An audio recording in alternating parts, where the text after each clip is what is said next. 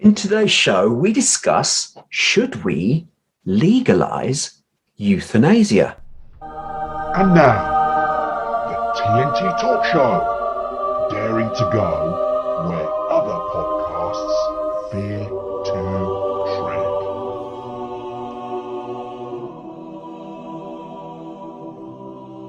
Hello, I'm Tony Fasulo, and I share the stage with my esteemed friend and colleague, Tayo Boya. Tayo, hello, my friend. Once again, I hope you are keeping safe and well. And before you jump in, you must say hi to our audience. I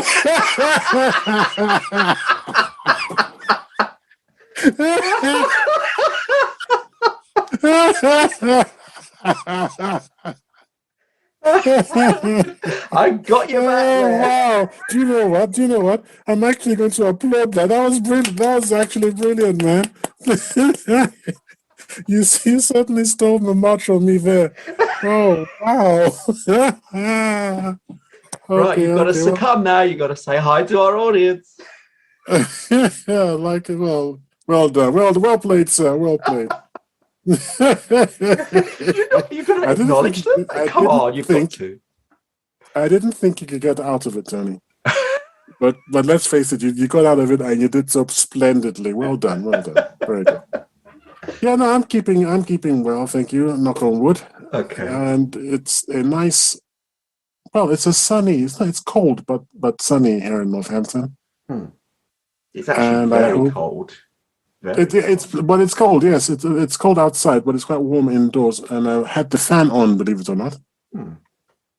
You were that hot. Well, it is that hot in the room. It's just the sunlight coming in through the windows. I think it does something. It strips out. I don't know what it does. Something that ultraviolet gets in or infrared gets in. It's been a long time since I was in a physics class. I don't remember properly. Yeah. It's like why a glass house is warm. Yeah. Why it's warm inside a glass house. I think it's the ultraviolet remains out, but the infrared comes in. Right, there we go. So, okay, well, you're warm, but you still avoided it, haven't you? Well, I thought you'd forget it. I thought you'd have forgotten. No.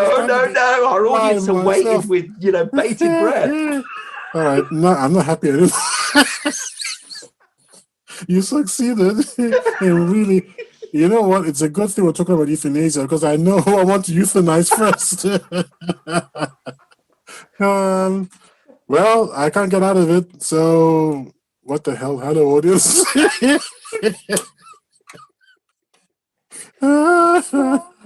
you know what? They're enjoying you squirm. I didn't think you could. Never mind. You thought of something. I'll think of something. Don't worry. Anyway, come on, let's get on with our show. Euthanasia. This is quite a hot potato, really. And do you want to kick us off on what your thoughts are? No, that's not my thought. This is one of yours. Until you played your little trick on me just now, I didn't really feel that I had any skin in the game. Okay. Now I think I can't think of some people I'd rather be quite happy to see euthanized, but at least one person, Tony. But otherwise, I don't really feel that I've got skin in the game. Yeah, if people want to knock themselves off, as far as I'm concerned, it's like, well, I mean, I've always thought the right to die should be a personal choice. I mean, at the end of the day, we've got so many things in life we're able to choose. We choose who we marry. We decide who we work with and work for. And then the thing is, if you're terminally ill and you're getting close to the end of your life, then shouldn't you be able to choose how you die rather than wait for pain to become so great that it overpowers you? That's my view. Well, historically, of course, we lived in more religious societies. In the UK, for instance, is a more religious society, which is why there's still remnants of churches virtually on every street corner. But in recent times, as people have moved away from religion, have moved away from one religion into another religion. As you know, I believe that evolutionism is a religion. It's just parading as a science, but it's not really. It's faith-based. And as people have moved into this faith-based evolutionism or materialism, which is not a religion, I'm not claiming that materialism is a religion, they have moved away from the original or founding concepts of our laws. Religiously, for the Christians, life belonged to God and not to the individual. So if you committed suicide, you were actually committing a theft from God, which is why suicide was frowned upon. Yeah, which it still is in a way. No, it's still frowned upon for different reasons. I believe today. I don't think it's still religious amongst the vast majority of people. It's just it seems to be. My dad put it quite succinctly and perfectly one day. He said, suicide is a permanent solution to what is probably a temporary problem. But there's the point itself. If you've got a severe medical condition that science can do nothing to assist you, and there's no other course of action in terms of your body's degrading, the pain is increasing day in, day out, and it's getting worse and worse and worse, wouldn't it be dignified that you could choose when you go while you're still able? You can see your family, you can say goodbye in almost like a ceremonial way where you are adored by your close family, and you've still got the capacity to accept that adoration. You do it in such a dignified manner. Isn't that a solution? Well, the problem here, of course, is our science is advancing. Now, you prefaced your remarks with a very good founding situation, which is that the individual is past medical solution, and his or her situation is deteriorating and getting worse, especially if there's pain involved. Yes.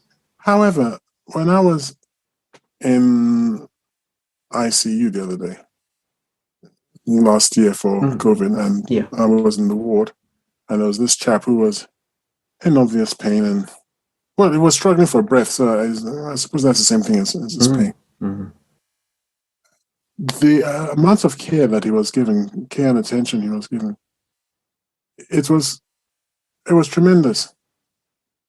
And he was on morphine, and I'm not really certain just how much actual pain he was in. I think he was in distress. I mean, he wasn't a happy camper. Let's call it spade a spade. Yeah. But the machine was breathing for him. He was on morphine and this and that. And towards the very end, I wasn't there right at the very, very end, because when they drew the curtain around his bed, he had quietened. And I suppose they would have called his folks around. I don't know if he'd have known that they were there. But I didn't get to see all of that. But he was quieter, and then the machine was just getting quieter and quieter and quieter. So it's not as like it would have been in the old days when we didn't have this sort of medication and these sort of things. When, quite frankly, it would have been agony until you drew your very last your very last breath. So imagine if we had always had a philosophy of euthanasia. With that in mind, would anyone have spent any time whatsoever creating or pursuing palliative care? Or would it just be a mentality of, oh, well, you've got this now. When do you want to go? Then people stop making an effort. Yes, I see the Science stops making an effort. Scientists stop making an effort. Doctors stop making an effort. Everybody just goes, just gonna. We assume now that you'll be happy to not really try to do anything about it. We'll just accept the loss of life far more easily than we do today. But isn't there a Hippocratic oath by the medical profession who will do their utmost in order to care for the patient as best they possibly can? And when they've run out of solutions, then obviously they've run out. There's not a lot they can do. But you're saying that if we had euthanasia, they would give up before the final act, you're saying that they could actually give up sooner because there is no incentive to then carry on because it's well, we've done so much. Why spend that bit extra, or even financially, why spend that bit extra in order to help this patient? You feel that there's a finite line. There's that, but you're talking about the Hippocratic Oath. I don't place a great deal of trust in people just reciting a few words, because words themselves don't impart moral turpitude. You don't become morally upright just because you've sworn something. You're either already morally upright or you're not.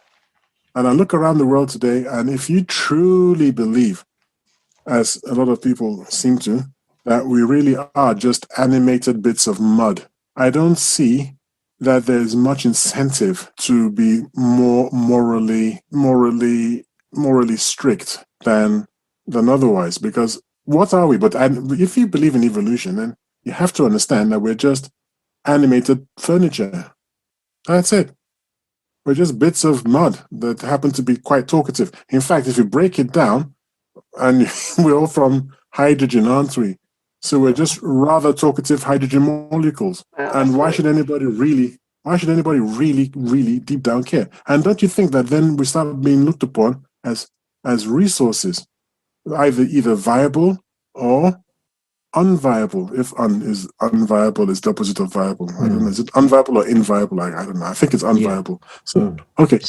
Now, why do people get harvested for organs? They're not, because okay. So you're a doctor. You've gone and said your Hippocratic Oath and all that, and there's an old person, who's to all intents and purposes, he's on his way out. But we think he can hang in there for another 6 months. And that's it. Tops. 6 months. And then this young chap or woman or whatever comes in, been in a bad motorcycle smash up, needs a heart. If he or she doesn't get the heart, they'll be dead in a few hours' time. Wow. This other guy's been unconscious for months. So you're saying that they would then accelerate? I don't think they already do. No, I can't believe my wife is in health. My wife is in health, and she refuses to let me. I was going to sign up for the organ donation thing. Yeah, and she's. But that's normally after you die. It's after you die. Yeah. I'm talking about after you die, actually. Right. Okay. Sorry, I know the way I know the way I argued it because I said the guy is still alive. Yeah. But the point is that he's not really he's on life support and they can switch it off. And we know that they do. So, okay, they do switch it off, is what I'm trying to tell you. But that's euthanasia, isn't it? Is it not? If the machine's the only thing keeping you alive. It's illegal euthanasia. So, and that's like illegal. If they're found doing it, that's murder. It's not euthanasia. No, it's murder, indeed, because you're stopping them from murder. Yeah, they'll lose their license and everything. But have you ever heard of any doctor losing his license over this? No. I think they do. They would take the circumstance into account if something like that happened and the family were upset about it. But normally, they wouldn't do it with somebody who's got family. They do it. No. To a victim, and this is how all these things start, isn't it? And so already the Hippocratic Oath, because the guy is thinking about the life he's trying to save. He said, look, this person is 26. They have their entire lives ahead of them. Mm-hmm. This other one is in the late 90s. But you're making a decision here.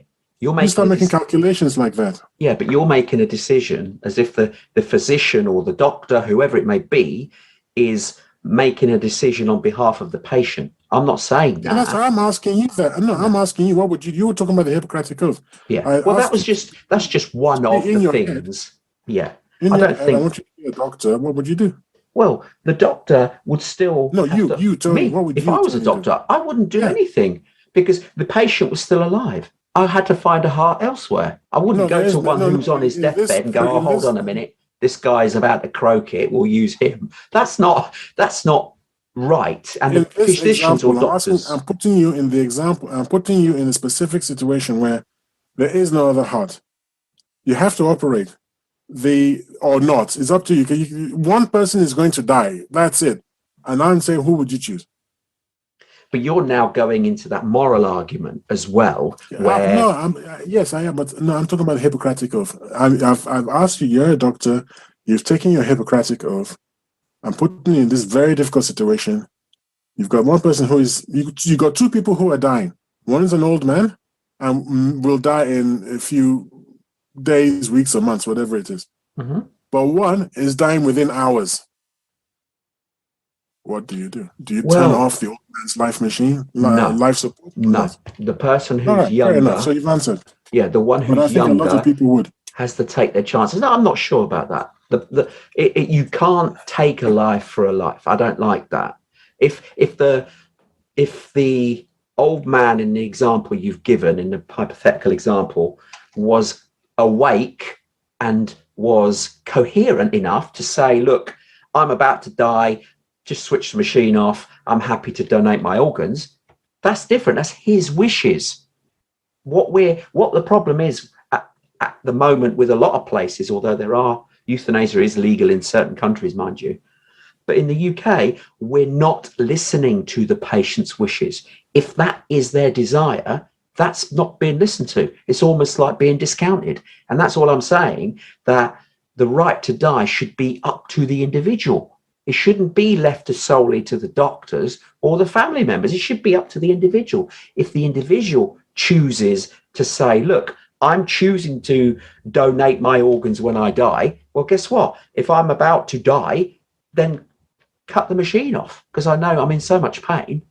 Then please spare me the extra pain, make me die gracefully, and then you can use my organs accordingly. So it's the patient is being asked this. Now, in your example, your patient was, I'm assuming, unconscious, so he doesn't get a say, which isn't right. That's what I'm saying. So as me, if I was a physician in your hypothetical example, I couldn't make that decision because it would have to be on each individual patient. The one who's in the coma hasn't been asked. So no, he's got a right to his life be prolonged for as long as possible. Nothing to do about his age. I was just going on about the Hippocratic oath angle and I think our audience will understand that although you say you wouldn't euthanize the old man, a lot of others would, because they would see that it's a judgment call between saving a young man's life or not, in contrast to the inevitable happening earlier in the case of the old man. I'm really wanting you to get the idea that the old man, that we know he's dying and he's not coming back, and he hasn't been around for a while, maybe a few weeks. We've been keeping him alive, but he's in a vegetative state, so he's not really alive. If you want to, you can think of him as a warm preserver of the organs. Like instead of a fridge, he's actually functioning as a preserver of organs. Normally, if someone's got to that stage and they are overrun with a terminal illness, all the rest of it, they're not left on the machine for weeks. That's not the case, and that only happens. No, I think if people are paying. Well, if they're paying, then someone's making that choice. They can then go to the person, can't they? Do you see what I'm saying? There's somebody they can ask. No, it could be the man himself. The old man himself could have paid for it in the sense that he has a lot of insurance. Okay. Well, if that's the case, then, if there's clinically no way he's going to recover, then that's a judgment and he's got no family to make that decision. You see, we're narrowing down this example so much. I am not like you. I am very firm. I'm black and white. So I know what I say no. Because my no is a no already. It'll always be a no, irrespective of the circumstances. But when you start having relative shades of gray, and I've warned you off against having shades of gray, you can always be shifted a little bit into the darkness. It's just because the gray is just a little bit darker, and then a little bit darker, and then a little bit darker, and in very slight degrees until you wake up in total darkness, and you wonder how the heck you got there. I've always said that. True or false? I've told you that is the problem with shades of gray. Am I lying? No, I'm not In disputing all that. our But arguments, I've always told you that, no, this is why you have to be black and white. This is why there can't be any shades of gray. It's just you don't euthanize. It's not the duty of the doctor to euthanize or switch off anything. It's got to be the court that does it. You have to go. I always go to court. When okay. Aristotle, was it That's Aristotle? if there was a mechanism, if there was a mechanism that could be done quickly and sensibly, perhaps, but that's not in place, is it? Even if it can't be done quickly and sensibly, it has to be done. Even if it takes 2 or 3 days. There's the guy with the motorcycle accident. He's a goner. If it's Dr. Tayo, I'll just be straightforward. There's no heart. He's a goner. Get his parents, wish him goodbye and good luck. Because there's nothing you can do. We have to go to court and ask for a judgment because the court is disinterested. At least, hopefully, the court is a disinterested party. And what do you think what are they asking the court for? To say, can we turn the machine off? No, you can't say, can you turn the machine off? Because the court is going to say you can't turn the machine off. Okay, so what's the court's angle here then? If you ever have, in this particular case, none. But in the case of euthanasia, I think you might be able to go to court. So if person A wanted to be euthanized, yeah, he or she could go to court and say, look, this is what's happening. These are the facts. I don't want to hang around for the brutal end. I want to be euthanized. And then the court will have a look at the facts and go, okay, are you under duress?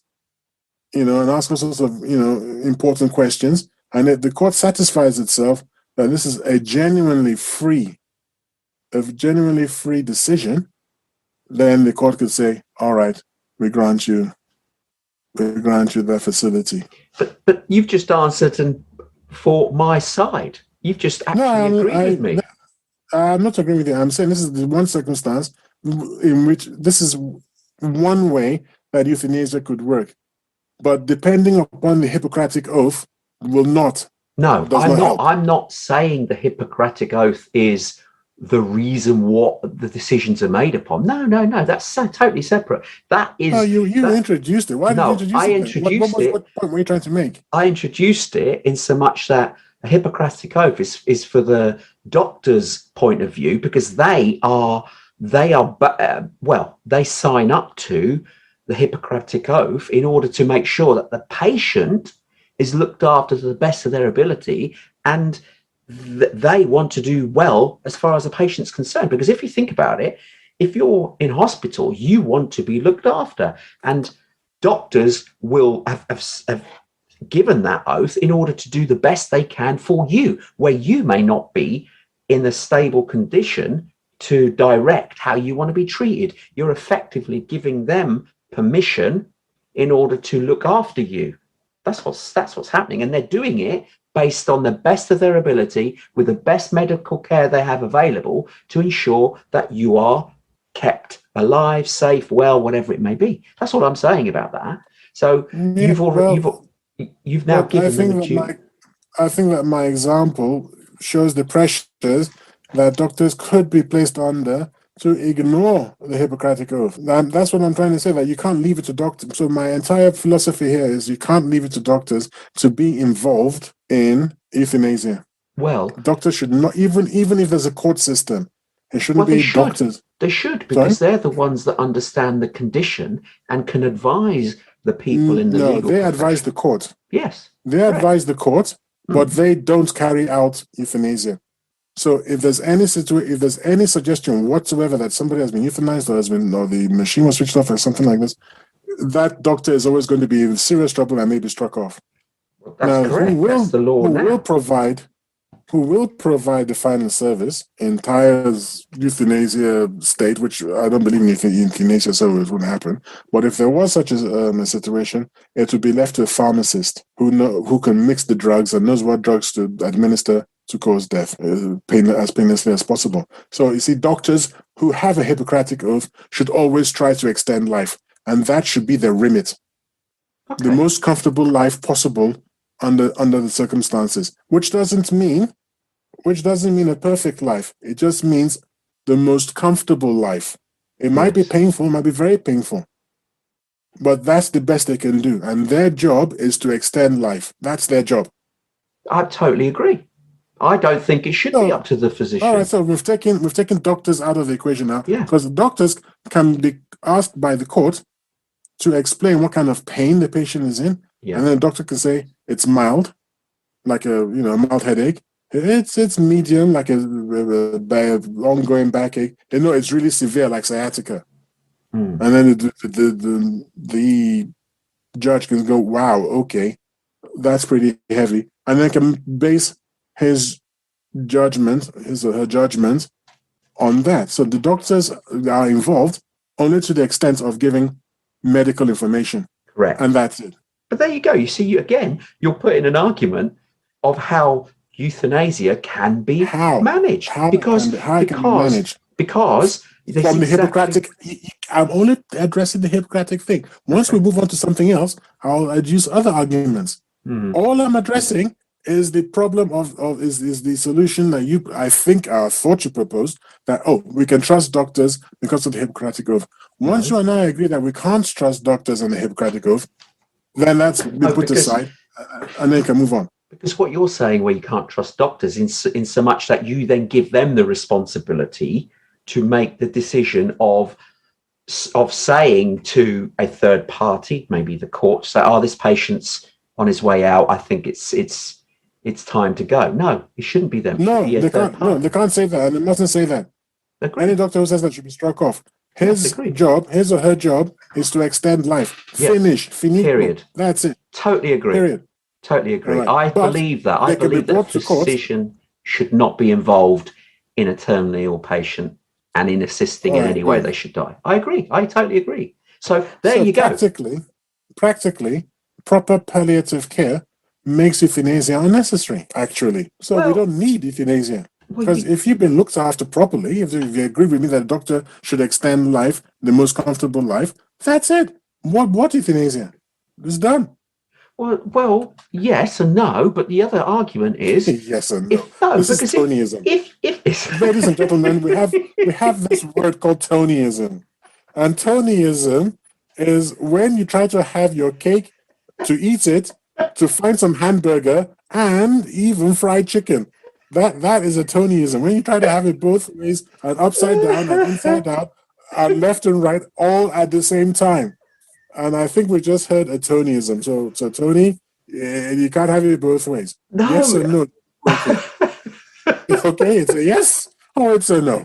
But the palliative care is absolutely, you're right.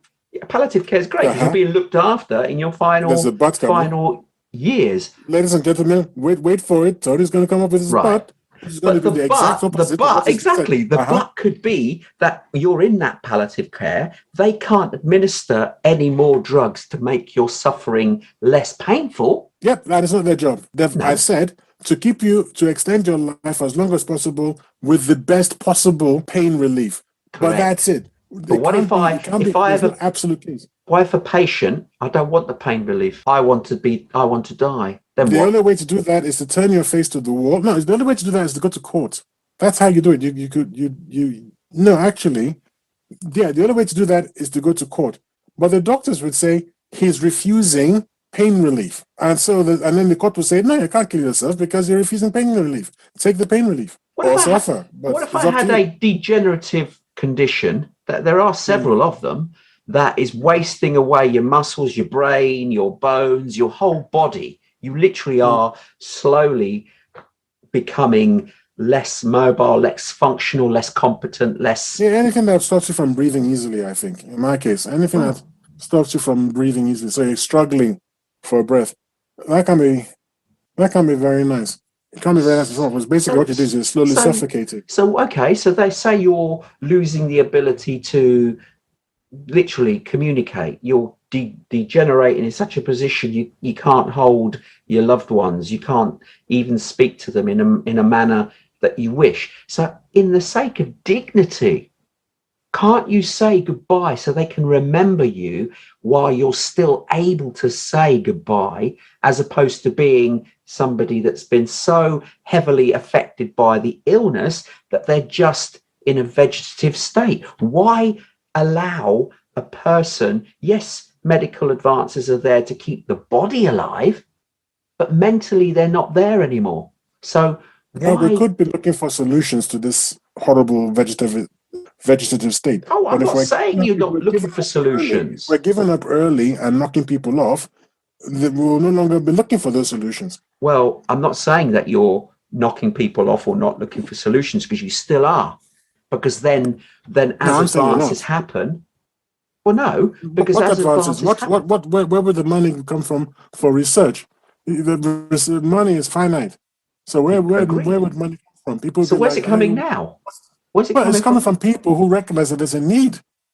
There's a need for this, but it's not a need for it if at the first sign of trouble, it's like, oh, it's off to the judge and let's knock this person off. No, you see, this is where you're missing it. You're now No, saying, this is where you're missing it. no, It's not because it's what the I am saying. patient's choosing.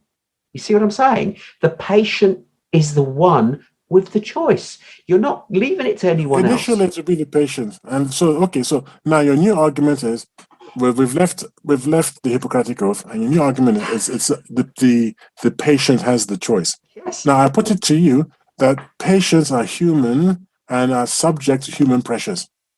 So a patient could be old granny who's sitting on £500,000, Yeah. and her kids just like the more she spends it on herself, the less they're going to inherit. Mm-hmm. So they start going, you know what? You're going You to be think this, you're there's a going to be that. slippery slope for this, Of basically. course there is. Of course there is. We know this to be true already. Of course there is. There's that. There are people who don't even have families, who feel lonely, and who maybe are not even that ill, but they're on the cusp of something, and rather than fight for it, if they had friends, if they had family, they would think, no, I'm gonna fight, and they could maybe live a few more years in relative happiness. Okay. There you go. But the You see, point being that they could then, they would then be under psychological stress, and is that going to be helped by a system which favors euthanasia no, as because the opposed to? physician, who we've rightly said, would be tasked with looking at the patient and saying, and if they're saying, well, actually, no, because we can do this, this, this, and this. You can't be. But then, because like I said, it's a slippery slope. Well, thank you very much, doctor, for your comments. But the patient is quite adamant that she wants to go. So let her. And besides which, would you? I So, think separately, Doctor separately. Fasulo, I want to ask you a question, Doctor Fasulo. I put it to you that if Mary XYZ lives another 6 months, the state of her organs for being donated now to other people who really need them, like her liver, and I put it to you that they would deteriorate quite significantly. Is that true or false? Yes, Your Honor. Possibly. Yeah, Yeah. Okay. possible. Yeah. Yeah. And then Okay, what? so what we'll do is now she wants to go.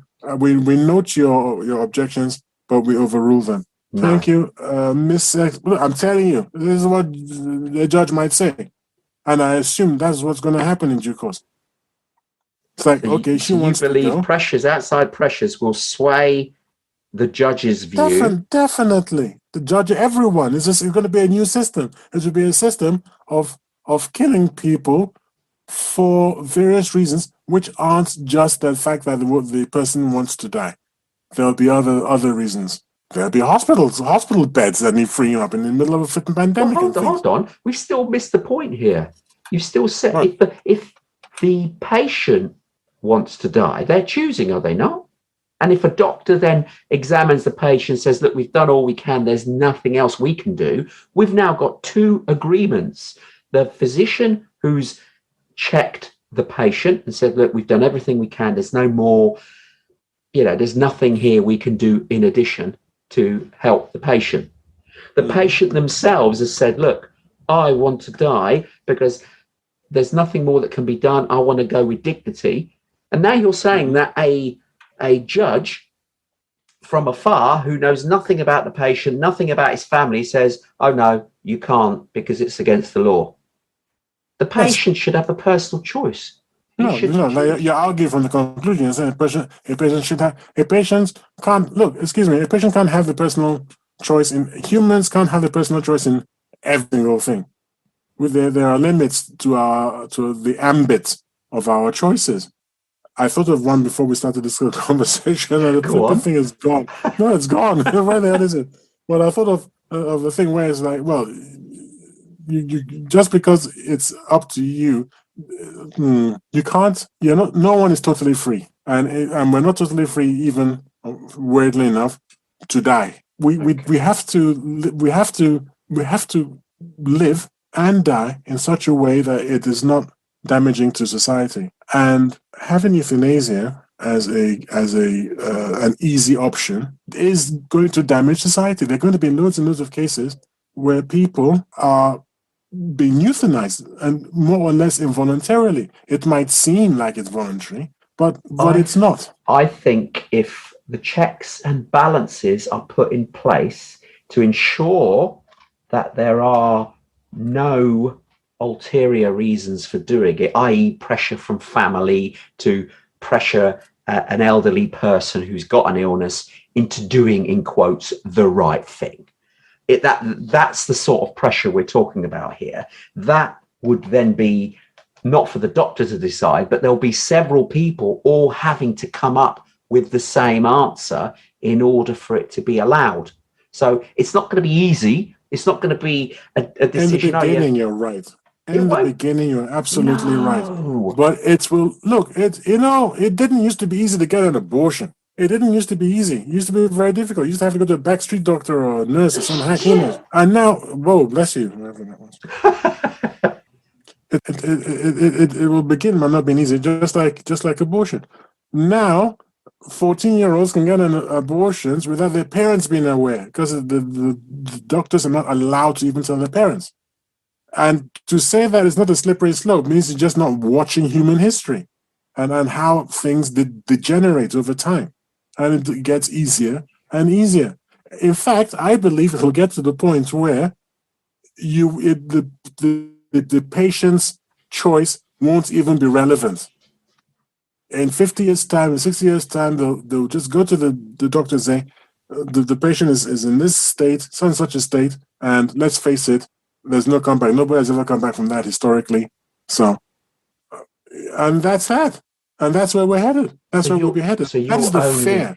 The fear. So it's a fear which is justified if you don't put the proper structure around it. So if the law we're saying that the proper structures have always been in place for everything, but that has always gone towards the slack end of compliance. Once upon a time, we used to execute murderers. Now we let them out after 14 years in prison. And where did we ever see that we were lacking the means to keep being strict? That's not how society operates. Society goes towards slackness, towards entropy, if you like. It just gets looser and looser. We have too many examples from an entire swathe of human endeavor to be placated by Tony saying, "No, it won't happen. It will happen. We've seen it happen." I think that's rather a simplistic argument, because that means every progression has got worse. So we're not actually moving forward, we're moving backwards. So that laws that were created in the past are far better than the laws that are created today. That's not how it works. Not so much the laws, but the enforcement of them. We still have laws not true. We still have laws against blasphemy. But nowadays, it's ignored. I think it's still on the books. But who's going to be prosecuted nowadays for that? Let me ask you. It's not that there won't be. Go on. Go on. I was going to ask you a It's hypothetical not that you question, can't. but you're saying that. Okay, I'll just say this quickly. Yeah. It's not that you can't blaspheme. I mean, it's not that there aren't laws against blasphemy. It's just that you can freely blaspheme now, unless you live in Pakistan or somewhere where they take a rather dim view of that sort of thing. Yeah.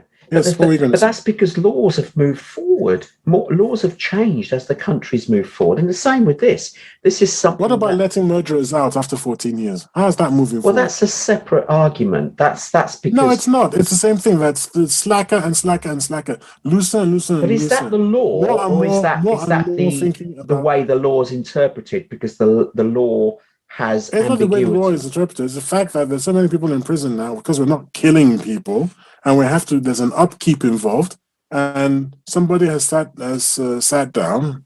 Is that the right tense? Somebody has sat down and done the maths and figured out how much it costs to keep people in prison, and they're letting murderers loose. And so a time comes when you look at the NHS. We're looking at an elderly population. We're looking at how much it's costing us to keep people alive. And now we have this wonderful new tool of euthanasia. How long is it before it's no longer even voluntary?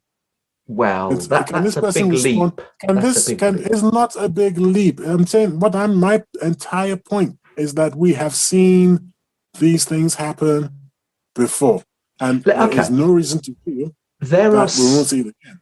There are certain states in the US that actually have allowed euthanasia, as is the Netherlands, for instance. The Netherlands has allowed euthanasia, and none of them have slipped into this scenario where you're advocating that the country would slip into, that it becomes almost, second nature, that people will be bumped off at the slightest whim. That's not the case. If you instill this law and make it to be permitted, you would ensure that all the checks and balances are around there solidly, that it cannot be changed unless it's done through Parliament, through the proper discussion, etc. So it's not something that would be put in place very easily. It would be scrutinized, it would be looked at.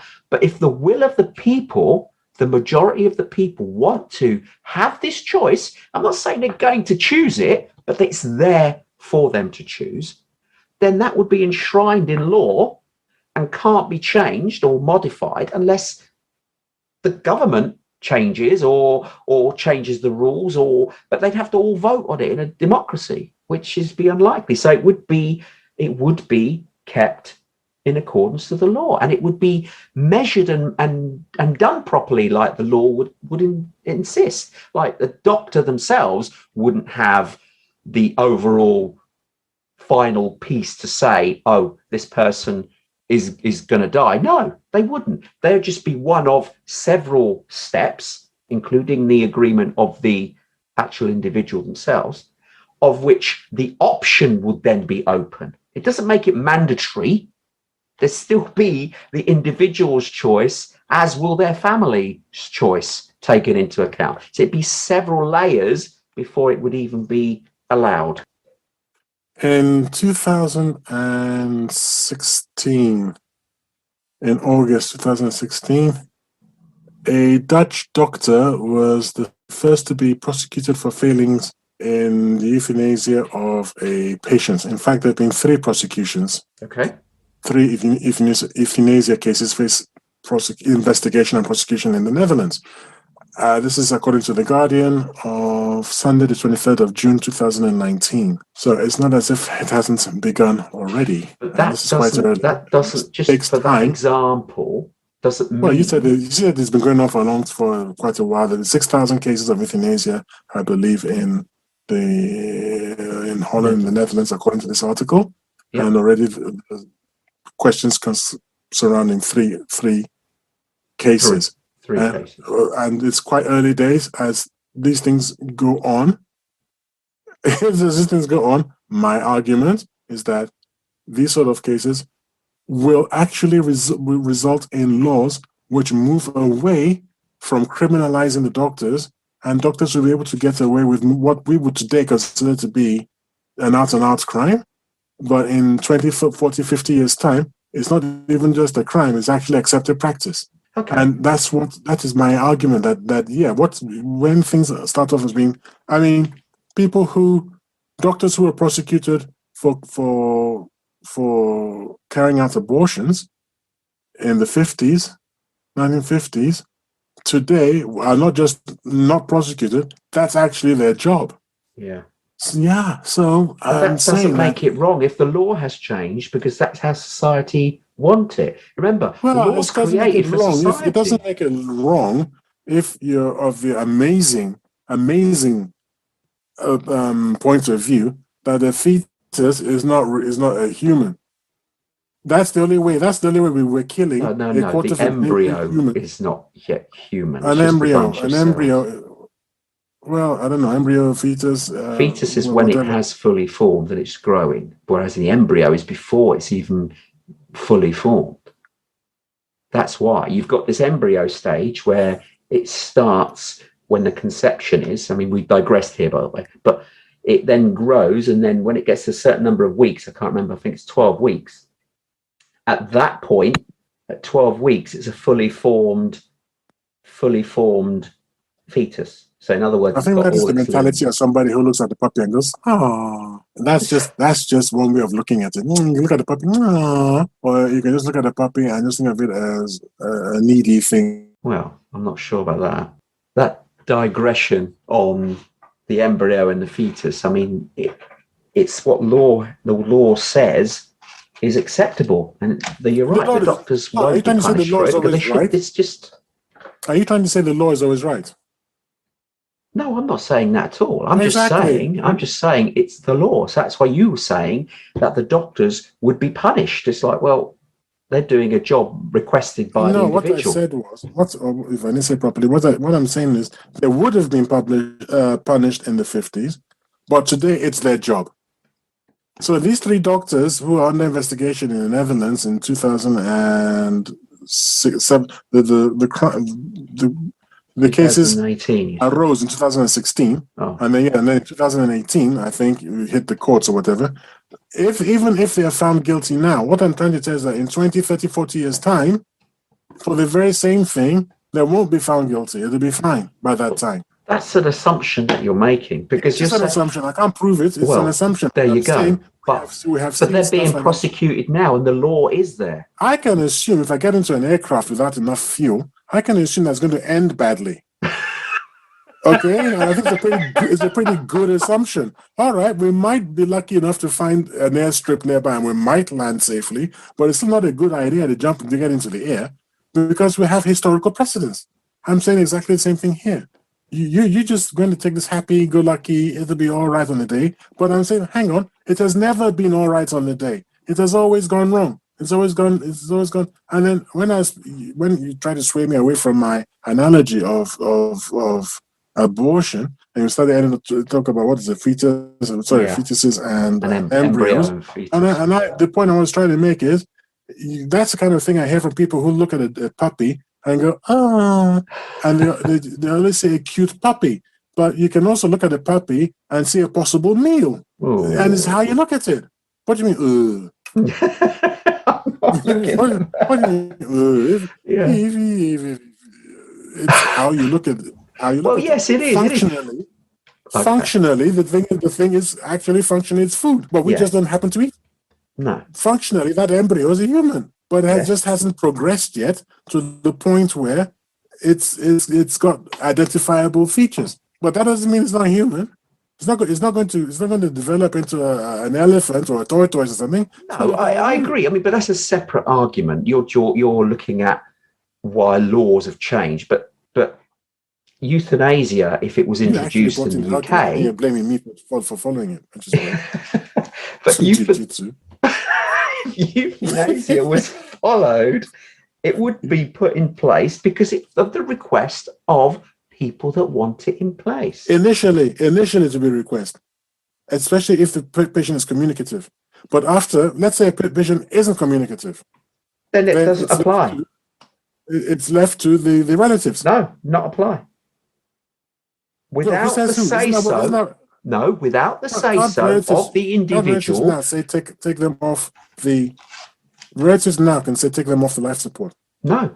Well, now you see that should not be allowed. They should die naturally. Already allowed. I know. But you see, why is that allowed when the patient hasn't decided? It's allowed because euthanasia has got one foot in the door. No, and you're not at ready. all. So you're not arguing for Tyler's case. No, Which is like, no, it shouldn't be because allowed. I'm just stating a point. You're saying that is actually happening now, and it's not. And you're saying that it's okay. I'm not. I don't think that's right, because the patient hasn't had a choice in the matter. So this is you going in behind me in a revolving door. I'm using my Tony. This is uncalled for, sir. This isn't right at all. I am not saying that. I've been arguing against it from the beginning. I'm saying that should never be allowed to happen. That they turn off the machine. No, I agree. If the patient hasn't had an involvement in saying turn off the machine, it should never be turned off. But right. There comes a point, though, if the patient's on it and is asked, let me explain, how do you then, you have only a finite number of machines. Say the person has literally been in that state for a year. When do you decide to turn it off and he's not making any progress? Do you see what I mean? There has to come someone was in a vegetative. The longest I think a person has been in a vegetative state and has recovered fully. Well, I don't know about fully, but is recovered to the point where that person is functioning. Is, I believe, an Australian, and it was for 12 years. So, but they must have had hope that she would recover. Well, it wasn't a case of there's no hope. It wasn't a case of the person was dying. Was some kind of bitten by something or other. I don't know what happened to the brain, and just vegetative state. Lay in a vegetative state for 12 years. Under those circumstances, most people would say this is no good. To be quite honest with you, the patient, you see, the patient hasn't said, "Oh, please turn the machine off." So they should never turn it off. Period. I thought just now you were talking about the number of machines. Yeah. I'm asking the question. I don't have an answer, but I don't believe the machine should be switched off. If the patient hasn't said, "I want to end my life early if I'm on this machine forever," if they haven't said it, then the machine should stay on until the patient naturally dies. That's what I'm saying. But if the patient at any point in their journey has said, "If I get to a certain state and I'm no longer communicative or whatever, then I want to be able to choose my dying. I want to be euthanized." So the patient has made a choice, which is a personal choice, which they should be allowed to make. Let us suppose, for the sake of it, that someone has said before, they've been in a discussion like this, and they said, in all honesty and all seriousness, if A, B, and C happens to me, I don't want to live. Just switch me off, okay? Because that would be terrible. I don't want to live. And then in a will, yeah. Well, unfortunately, because it suits my purposes, this was just at the dinner table to his wife, but in front of witnesses, and everybody agrees that the person was serious.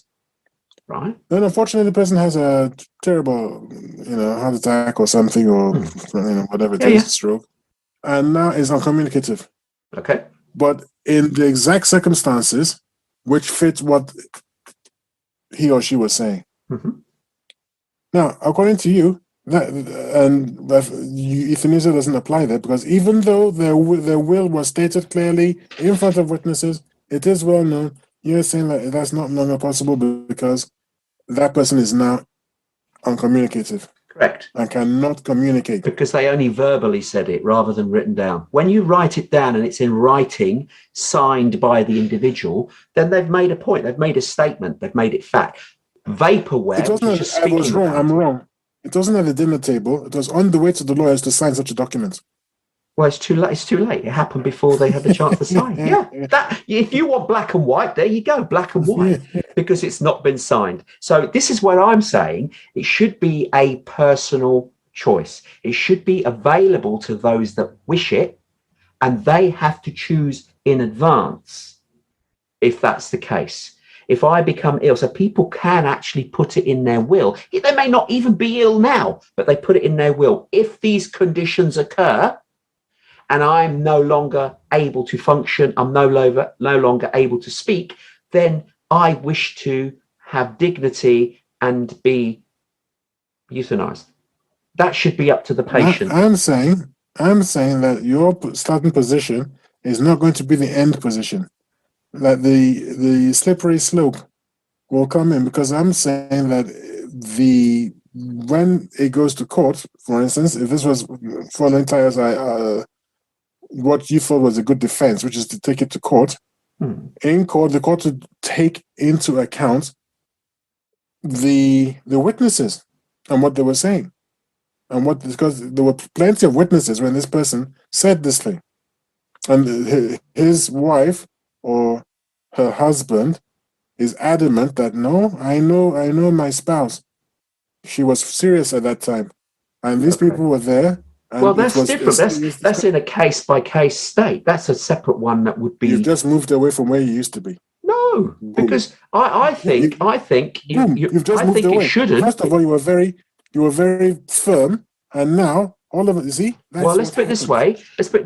It is firm, and the law says that no, you can't turn it off. However, you're saying that to placate Tayo, but actually, no. We both know that in real life, that's not going to work, because you and I don't control society. Well, the spouse has chosen to challenge that decision, so that's a whole different ball game, because she's chosen to. There'll be all sorts of different ball games. Is my exact point. I don't know if you're not getting my point. My point is that there will always, because of the human condition and the nature of the human condition, there will always be ifs, whens, buts, howsoevers. Yeah. And it will never just be black and white. I agree. There's never grades of shade. There's never grades of shade. Shades of grey. There's never black and white. But as you say, we're in a democracy. We should give choice of freedom on how people end up dying to the individual. I shouldn't be up to somebody else. Shouldn't be up to the doctor telling me how long I should live for. If I want to die at a certain age because of a no coming back illness, then I should have the choice and the dignity in order to be assisted in fulfilling my choice. You're now taking that choice away. We're in a democracy. We allow all other choices. You are misusing democracy. You're misusing the concept of democracy. There's an expression which is called the tyranny of democracy. So just because it's democracy and just because people have voted for it doesn't make it morally right at all. I put it to you that people, and I hate it when people do this, and everybody goes back to Nazi Germany, but everybody voted for Hitler, and that didn't make it right when he started rounding up the Jews. It's not as if his views on Jews weren't well known. So there is such a thing as the tyranny of democracy, and just because it's democracy and it doesn't mean that somehow it's magically morally right. It's entirely possible that people make mistakes. But democracy and vote for things they shouldn't vote for. Democracy is not perfect, but it's the best thing we've got. And that's why we try and make it work. And that's why we put all these checks and balances in. I'm not saying democracy is perfect by any means, because it isn't. There's many, many failings to it. But you know what? It's the best one that we've got. That's nothing to do with my argument. I'm pointing out to you, because you were saying, if we vote democratically for euthanasia because it's democracy, it makes it okay. And I just said no, it's a tyranny of democracy. I mean, I feel put upon by this democracy in that somehow or the other we've ended up with, and I'm going to keep on beating this drum, we've somehow ended up with two individuals of the same gender claiming that they're married. So I don't see how that does to me. It's just like it's off the table. Does it matter what marriage is? It's a democracy. It's a democracy. But you're now. So if I start campaigning, as I hope to campaign, and I campaign for very strong, stringent measures against such people and such institutions, and I win, then you're going to be perfectly satisfied when we bring out the guillotine and we start killing people. You say, well, it's a democracy, no problem. No, I'm asking a question now. It's theoretical. It's theoretical. If I win, if not me, Tayo, if somebody stands up and says, I don't like this, and he campaigns, like Nigel Farage campaigned against being a member of the EU. You didn't like it, for instance. You wanted us in the EU. Yeah. So he campaigned for it and then he won. And you might say somebody stands up today and starts campaigning, and in 20 or 30 years' time, they actually win. Are you asking me to believe you that you're going to be okay with that? Because I know you're not going to be okay. No, I will still oppose it. But Yeah, if it's the law, exactly. there's not what I can do, can I? It's I can only try and you're not going to rally happen. enough support to ensure that that doesn't happen. So No, I I'm will even going to say counter it's not a argument question and that use you'll be democracy. happy. It's not Anyway, just that you won't be happy; it's that you won't. You won't think it's legitimate because it's, to bring that back again and start knocking off people for their natural instincts, if you like. But just because it's a democracy, that doesn't make it right. Even no, power doesn't make it right. I didn't say that it made it right, but it makes it more legitimate because we've voted on it, we've done the due process. I'm not saying it's perfect, but at least it gives people the choice. We put the checks and balances in to ensure that it's administered in the correct manner with the correct checks, so that we don't have the risk of the people drifting from the rules and using it as a way to knock people off, to save money, inherit money, all these other things. This is why the law would have to change, but would have to be robust with many, many checks to ensure that it's administered correctly. That's all I'm saying. But I have one final question for you, which is one before we finish, because we're near the end of the show. If you had to face a death sentence, you had to choose to die. Okay, many ways of dying. Could be firing squad, you could have an injection, you could be beheaded, drowning, burning. Which one would you choose? Which one would you choose? Would you choose one that brought the most excruciating pain, or would you choose one that was the least painful? I choose the guillotine. Which is why? It's the most certain and the most no-nonsense way of being killed. Okay. I don't think anybody has ever survived the guillotine. Okay. So in that case, you would pick the one that was the quickest to ensure your death. So you would have the most certain, least, not the quickest, the most certain. Okay. Well, you would have the least pain, more than likely, because it would be over quickly. Well, it'll be over quickly. 30 seconds, they reckon. Okay. 30 seconds. And in that time, I'm pretty sure your neck is pretty uncomfortable. Well, it would be, I suppose. But 30 seconds will be over and that will be it. So you've chosen a method of dying which is the least painful over the shortest time period. So what I'm saying is, if someone is in excruciating pain with a terminal illness, why would you deny them the way of ending it in a simple way to be no longer pain-free? Because it would be very bad for society. Because any one of us could wake up and be 85 years old and find ourselves at the wrong end of an involuntary euthanasia. But if you haven't chosen, then you would never be in it. This is what I'm saying. You say that, but as I've made quite clear, I really don't believe you, and I seriously don't believe you, because I said we have a history as the human race of moving away from where we used to be, where things were strict and were well laid out, and the rules were well laid out, and we keep moving towards a more and more laissez-faire situation. And I haven't given me any reason whatsoever to believe that this would be different. So I absolutely 100% don't believe you when you give me this assurance, don't worry about it. No, I do worry about it, because I have seen, and we have all seen, that we have never, ever, ever seen anything where we don't move away from a laissez-faire.